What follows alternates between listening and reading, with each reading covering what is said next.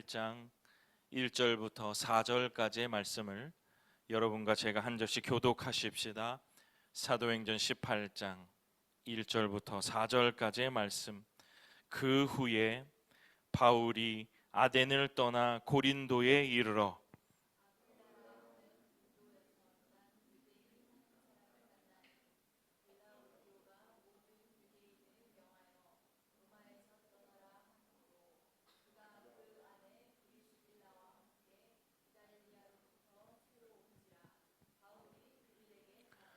생업이 같으므로 함께 살며 일을 하니 그 생업은 천막을 만드는 것이더라. 유대인과 헬라인을 권면하니라. 아멘. 기도하겠습니다. 고마우신 아버지 하나님, 은혜와 사랑을 감사합니다. 오늘도 성령의 임재를 통하여 조명해 주시는 은혜를 통하여 주의 말씀을 듣겠습니다.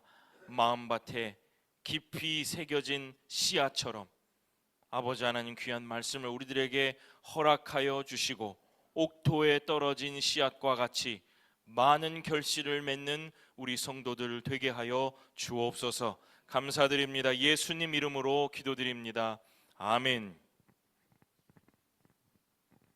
네, 사도행전 18장 1절부터 4절의 본문을 가지고 합력하여 선을 이루니 오늘 실망하지 말라. 합력하여 선을 이루니 오늘 실망하지 말라 라는 제목으로 말씀을 전하겠습니다. 벌써 7월의 첫째 주가 되었습니다. 맥주 감사주일이기도 하고요. 저희 교회는 그 맥주 감사주일을 감사주일로 추수감사주일을 더 의미롭게 지내서 오늘의 맥주 감사주일은 그렇게 보내지만은 벌써 7월의 첫째 주입니다. 부지런히 하루하루를 달려가는 것 같은데 벌써 6개월이 지났고 7월이라는 시간을 보내고 있습니다. 사랑하는 주님의 성도 여러분, 담대한 교회로 이 6개월을 살고 계시고 살아가고 계십니까? 저는 같은 주제로 약 30여 번의 설교를 해 나가고 있는데 성령의 임재로 시작된 교회, 그리고 그 교회에 생기는 환난과 어려움, 그리고 바울 사도를 중심으로 하는 믿음의 사람들과 그들이 내뿜는 신앙의 강력한 권고들이 저와 우리 성도들에게 매주일 넘쳐 흐르리라 이렇게 생각을 합니다. 여러분도 사도행전 1장, 2장, 3장 이렇게 읽어가시면서 한 주제, 한 사건 기억이 나시는지는 잘 모르겠지만 여러분의 삶에 성령의 임재로 시작된 초대교회의 움직임과 그 태동, 그리고 그 척박한 가운데서도 믿음을 지키는 주의 사람들의 정신이, 그 믿음이 우리 성도들 가운데도 충만하게 임하기를 간절히 축원합니다. 지난주 여러분 말씀이 기억나시나요? 17장은 바울 사도의 설교가 나와 있었습니다. 어디에서의 설교였냐면 데살로니가, 베레아, 아덴에서 한 설교의 내용이 나와 있습니다. 그 설교의 내용보다는 우린 지난주에 그것을 듣는 사람들에게 중심을 맞추어서 제가 말씀을 전했습니다. 첫 번째, 데살로니가 성도들은 어떻게 말씀을 들었다라고 전해드렸습니까? 바울과 실라를 따랐다 이렇게 표현했죠. 이것은 무슨 말씀이냐? 바울과 실라가 살려고 했던 삶에 합류했다. 귀로만 듣고 눈으로만 보는 것이 아니라 나의 삶을 그 삶에, 그 믿음의 삶으로 합류시키도록 그 말씀을 들었다. 우리도 그렇게 듣자라는 그런 말씀을 드렸고, 두 번째는 베레아 성도들의 말씀 듣는 자세를 설명드렸습니다. 어떻게 들었죠? 말씀이 그러한가? 날마다 성경을 상고하며 들었다라고 말씀을 드리면서 저는 말씀의 결실이, 말씀의 결과, 이렇게 말씀드릴까요?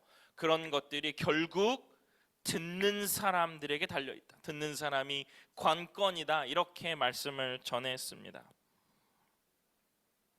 우리 사랑하는 성도들도 바울과 실라의 삶, 믿음의 사람들의 삶이죠. 결단하는 삶으로 여러분의 삶이 합류되고 여러분들도 매일매일 주의 말씀을 상고하시게 되는 주의 성도들 되시기를 소원합니다. 그런데 27장, 제가 지난주에 데살로니가, 베레아, 그 다음 아덴을 말씀 안 드렸어요. 오늘 이 연결을 하려고 제가 의도적으로 생략을 해놨습니다. 이 아덴은 여러분들이 잘 알고 있는 아테네예요. 아테네. 이 아테네 사람들의 말씀을 듣는 그 부분들을 마지막으로 하면서 17장이 마무리가 되는데, 그것을 보면요, 데살로니가, 베레아, 아덴에 듣는 사람들을 보면 성경이 누가 들었냐라고 표현한 걸 보냐면 아주 일부가 들었다는 것을 알 수 있어요. 막 전폭적으로 주의 말씀이 흥왕하여지고 뭐 이런 것이 아니라 그곳에서는 일부의 사람들, 특히 여자들, 귀부인들이 들었다, 이렇게 표현을 하는 것을 우리는 발견할 수가 있습니다. 그래서 저는 그 아덴까지의 설교를 들으면서 그 성경의 표기를 보면서 전체적으로 사도 바울의 전도 사역이 조금 침체기였지 않나. 주의 나라는 침체기가 없습니다. 그러나 그 전도의 사역이 일부의 여성들과 그 다음에 많은 사람들이 아니라 일부의 사람들이 들었다라고 성경이 표현하는 것을 보면서 전도 사역이 조금은 어렵지 않았었나, 그런 생각을 했어요. 합리적인 생각입니다. 제가 요거를 설명을 드릴게요.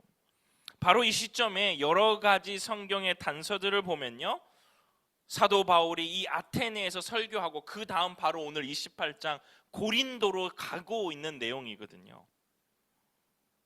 그런데 그 고린도 전서의 상황이 어떠했는지를 사도 바울이 써놓은 부분이 있어요. 그래서 제가 조금 어렵지 않았나 라고 말씀을 드리는 거예요. 고린도 전서 2장 3절. 내가 너희 가운데 거할 때, 고린도에 있을 때 약하고 두려워하고 심히 떨었노라. 사도 바울이 여러 도시들, 그렇죠? 감옥에 갇히고, 돌에 맞았고 감옥에 갇히고 그 지친 몸을 이끌고 자기를 배신했던 도시들에 가서 다시 복음을 전하면서, 그도 인간이었기에 힘들고 고단한 삶이었을 거예요. 뭐 어떻게 해도 고단한 삶이었을 겁니다. 고린도전서를 쓰면서 약하고 두려워하고 심히 떠는 상황에 내가 고린도에 갔었어, 이렇게 표현하잖아요. 그런데 사도 바울이 다른 도시와는 다르게 이 고린도에서는 1년 6개월 동안 머뭅니다.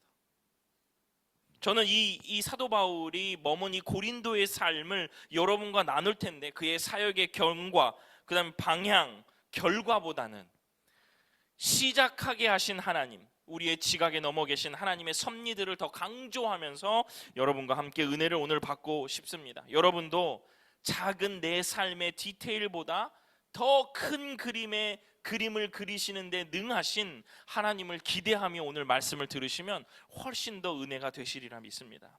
여러분, 바울이 왜 고린도로 갔을까요? 왜 고린도로 갔을까요?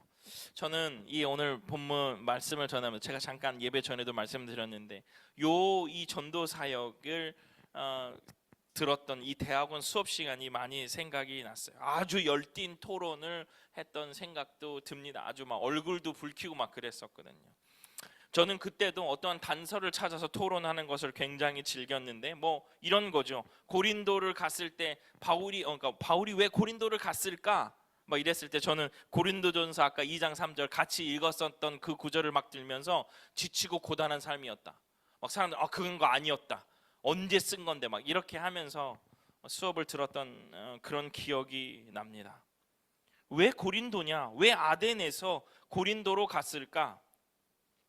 저는 다음 구절을 여러분과 함께 나누며 그 이유를 한번 생각해 보고 싶습니다. 고린도전서 16장 15절. 보세요. 고린도에서 쓴 얘기예요. 형제들아, 스데바나의 집은, 고린도에 있는 사람의 이름입니다. 형제들아, 스데바나의 집은 곧 아가야의 첫 열매요, 또 성도 섬기기로 작정한 줄을 너희가 아는지라 내가 너희를 권하노니. 아멘. 사도 바울이 고린도에서 자신이 복음을 전했던 사람 한 사람을 말하는데 그 사람의 이름이 스데바나예요. 스데바나. 근데 그 사람이 아가야의 첫 열매예요. 고린도에 살았던 사람이라면 그 사람을 고린도 교회의 첫 열매라 그랬을 텐데 아가야라고 했죠. 저는 저 부분을 조금 더 주목하고 싶은데요.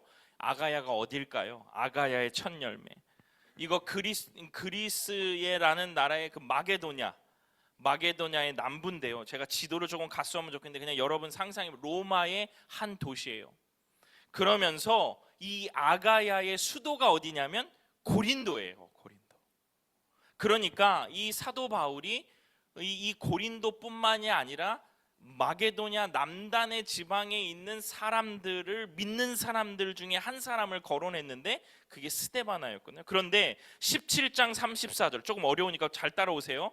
17장 34절에 아테네에 믿었던 사람들이 그 아까 아가야 지방에 믿었던 사람들의 이름을 사도 바울이 열거하고 있습니다. 몇 사람이 그를 가까이하여 믿으니 그 중에는 아레오바고 관리 디오누시오와 다말이라 하는 여자와 또 다른 사람들도 있었더라.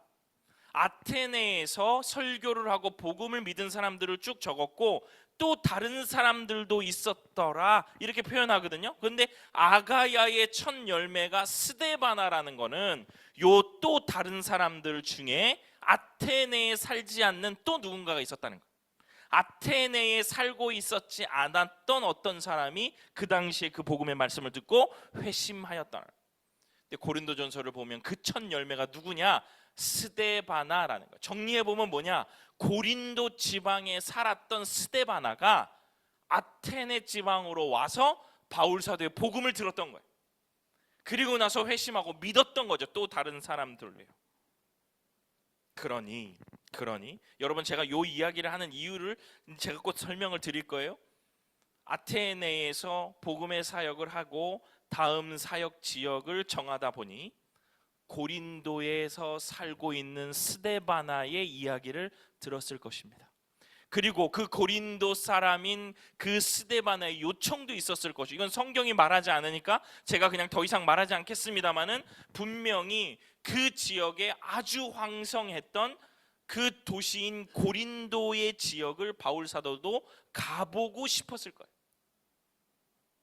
그래서 바울은 고린도 지방으로 전도를 하러 갑니다. 완전히 큰 도시고 사람들의 왕래도 잦은 곳이니 복음 사역자의 입장에서는 충분히 가봄직한 도시가 바로 고린도 지방이고 소위 거기서 믿는 사람들이 많아졌다면 소위 대박이 터질 수 있는 전도지라는 겁니다. 분명히 저는 그 스데바나가 고린도 지방에 살았던 스데바나가 사도 바울이 고린도 지역으로 가는 충분한 다리가 되었을 것이에요. 고린도 사람이 우연치 않게 아덴에서 말씀을 들었어요.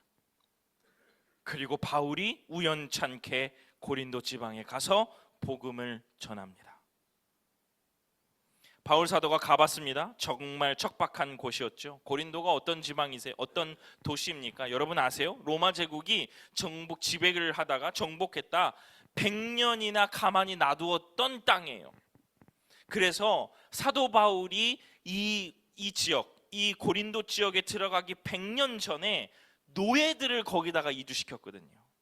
그러니까 사도 바울이 들어갈 때쯤이면 이 도시, 이 고린도 지방에는 누가 살았겠어요? 원주민이 많이 살았겠어요? 아닙니다. 이주민들이 많이 살았어요. 가져다 데려다 놓은 사람들이 막 살았던 그러한 도시예요. 그러니 이 도시의 정체성이 아주 좋았겠어요? 아니죠. 이쪽 나라에서 섬기던 신, 저쪽 나라에서 섬기던 신, 이쪽 나라에서 섬겼던 생활의 방식이 막 짬뽕 되었던 도시가 바로 고린도예요. 그런데 이 고린도의 산에 보면 신전들이 엄청 많았거든요. 신전이 많았던 거는 그 신전에 매춘부가 너무 많았다는 겁니다. 이들이 낮에는 신전에 매춘부로 일하고 밤에는 창녀로 일하는 아주 성적으로 문란한 도시가 고린도였어요. 참 고린도 같이 생겼다. 이게 지금 무슨 표현이 있었는데 고린도 사람 같다. 이런 것들이 성적으로 문란한 사람을 일컫는 말이 있기도 했어요. 요 당시에요. 사도 바울이 가니까 그 도시예요. 그러니 이 고린도 전서를 읽어보면 성적으로 문란한 이야기에 대해서 사도 바울이 지적하는 것이 많이 나와요. 특히 고린도전서 13장 같은 데 보면 음란한 자들에 대한 경고가 나오거든요. 왜 그랬겠어요? 이 고린도 지방에 사도 바울이 있으니까 그걸 경고할 수밖에 없는 거예요. 그리고 예수를 믿었다 하지만 주변이 그렇게 음란한 상황이 있다면 왜 그 예수를 믿었던 사람이 영향을 받지 않았겠어요? 그 도시가 그렇게 성적으로 문란한 도시니까 사도 바울이 고린도전서에 가보면 음란에 대한 이야기를 엄청 많이 해요. 너희들 거기서 멀어지지 않으면, 회개하지 않으면, 제거하지 않으면 너희들 큰일 난다. 이 얘기를 많이 하거든요. 그런 도시였어요. 또요, 이 고린도는 여러분 우리 4년마다 열리는 아주 중요한 체육대회 있습니다. 어떤 거죠?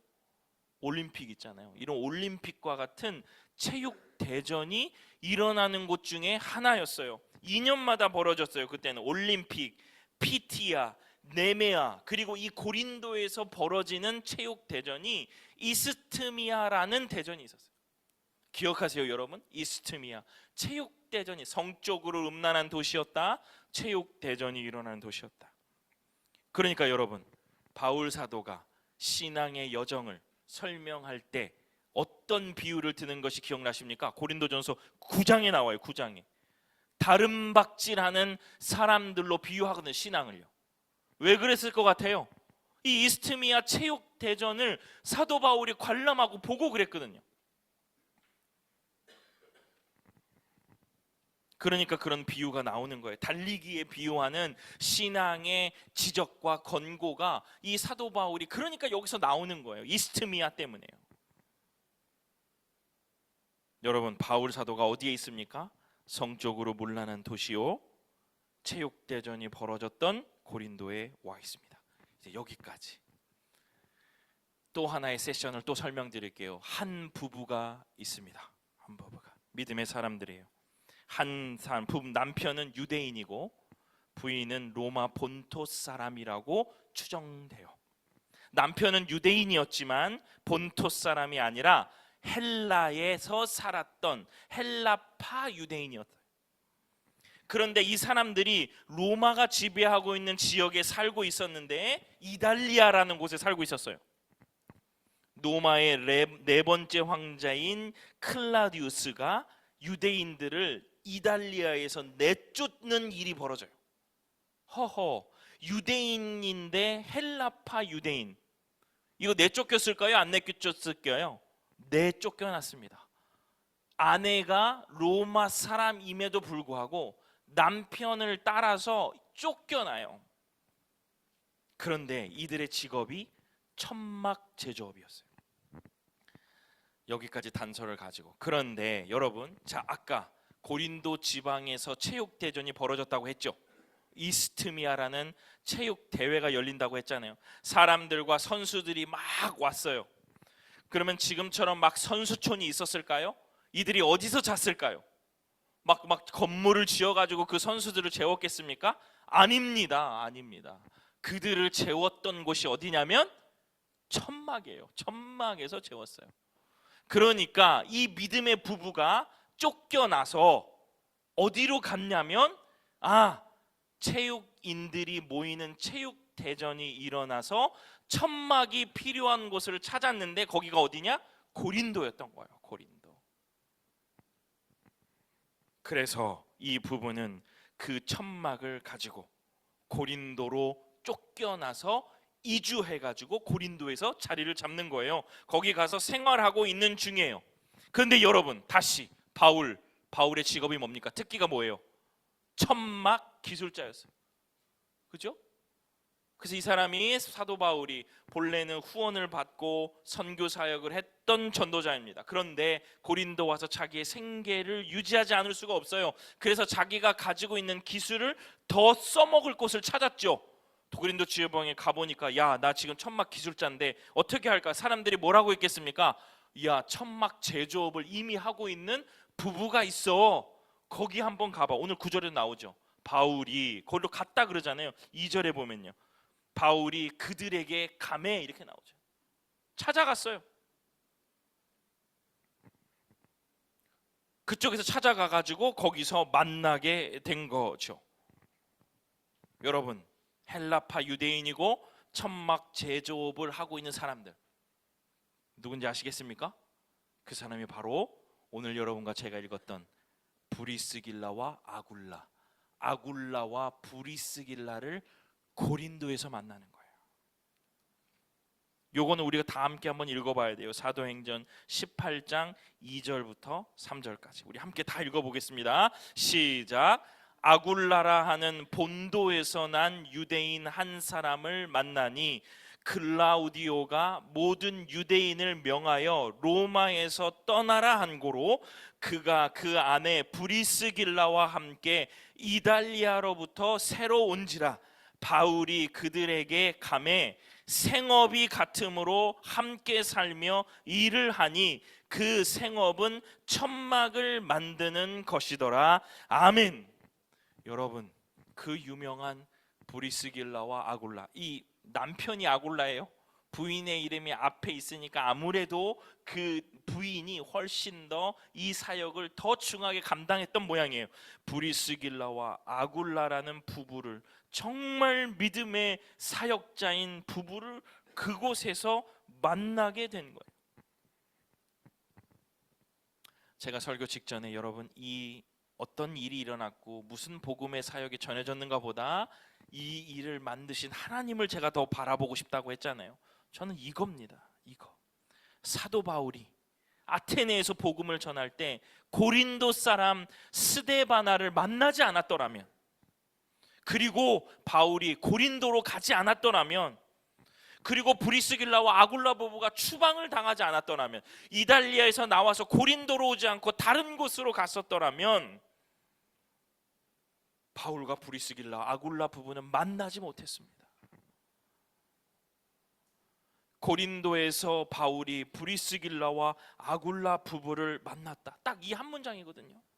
그런데 여러분, 이 삶의 궤적을 한번 보세요. 그들이 만나서 앞으로 그 하나님의 나라의 복음의 사역을 감당할 때 정말 충실하게 감당하거든요. 이 만남이요, 그냥 우연한 만남인 것 같아도 이들이 보인, 제가 지금 이렇게 막 장황하게 설명드렸잖아요. 바울이 아테네에서 고린도로, 그 고난에서 뭐 음란한 곳으로 막 이렇게 하는 것, 브리스길라와 아굴라 부부가 쫓겨난 이것들을 장황하게 설명을 드렸는데, 바울이 고린도에서 브리스길라와 아굴라 부부를 만났다, 요 한 문장 속에 얼마나 많은, 얼마나 섬세한 하나님의 손길이 있습니까? 정말 하나님의 섭리와 은혜가 아니면 이 만남이 이루어지지 않았을 것이고, 사도 바울의 사역에 굉장히 변곡점이 된 고린도 사역이 나오지 않았을 거예요. 그러니 여러분, 우리가 고백할 수밖에 없는 겁니다. 내가 알지 못해도요, 하나님의 일하심은 끝이 없다는 거예요.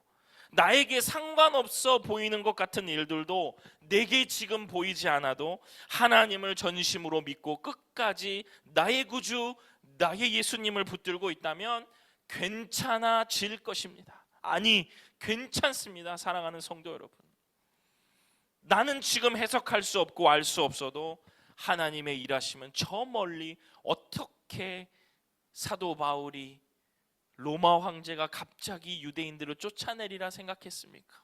쫓아내서 어떻게 고린도로 올 거라고 생각했습니까? 어떻게 그렇게 우연히 둘 다 천막 제조업으로 같은 일을 할 거라고 누가 상상이나 했겠습니까? 그런데 하나님은 하고 계시잖아요. 하나님은 일하고 계시잖아요.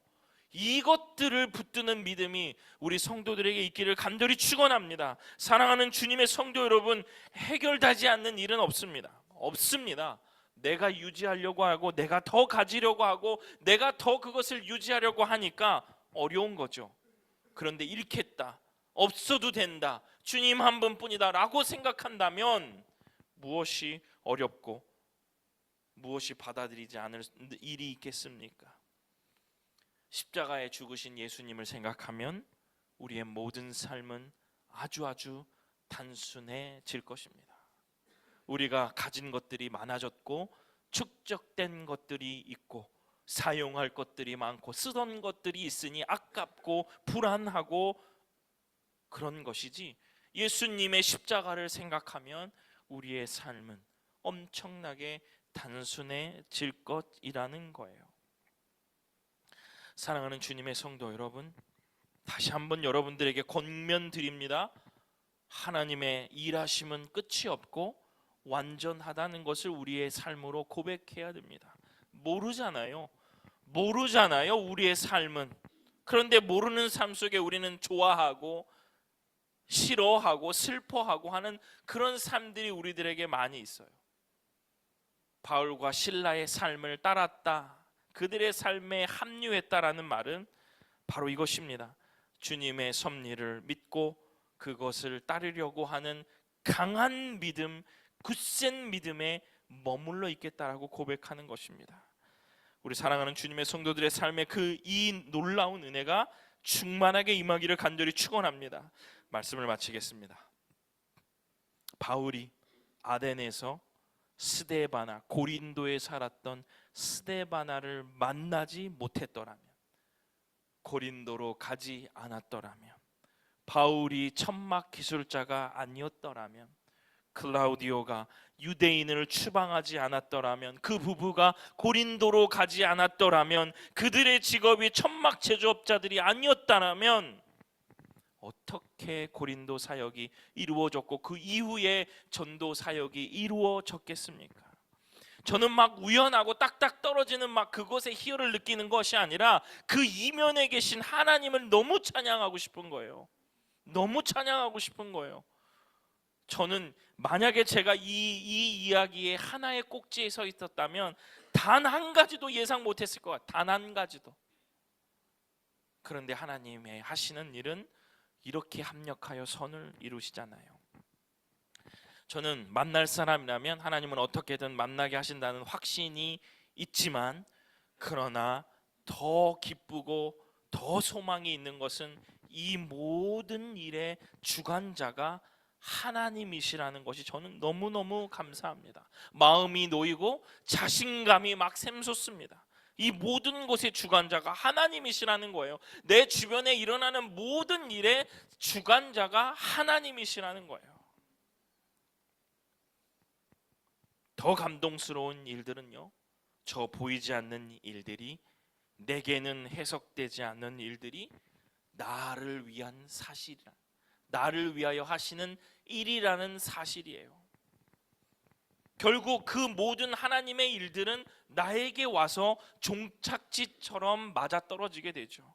하나님의 섭리가 내게 도달하여서 내 영혼이 그 감정에 심하게 떨리는 것, 여러분 이게 뭐겠습니까? 하나님의 섭리, 내가 모르는 것들에 막 이 바퀴가 굴러가는데 내가 그것을 순간적으로 깨닫고 막 내 영혼이 부들부들 떨리는 그 감정, 이게 무엇일까요? 이게 감사입니다. 감사. 나는 몰랐는데, 나는 상상할 수 없었는데 하나님의 섭리의 바퀴가 이렇게 들어와 내 삶을 터치하고 내 삶에 관여할 때 우리가 얼마나 놀래고 얼마나 가슴 떨리겠습니까? 이게 감사예요. 감사. 이 감사의 감정이 여러분에게 충만하게 있기를 간절히 축원합니다. 사랑하는 주님의 성도 여러분, 내가 보이는 것, 내가 느끼는 것, 내가 들리는 것이 다가 아니라는 거예요. 하나님의 일하시는 게 다예요. 그 기간이 고되고 그 기간이 길 수는 있겠습니다.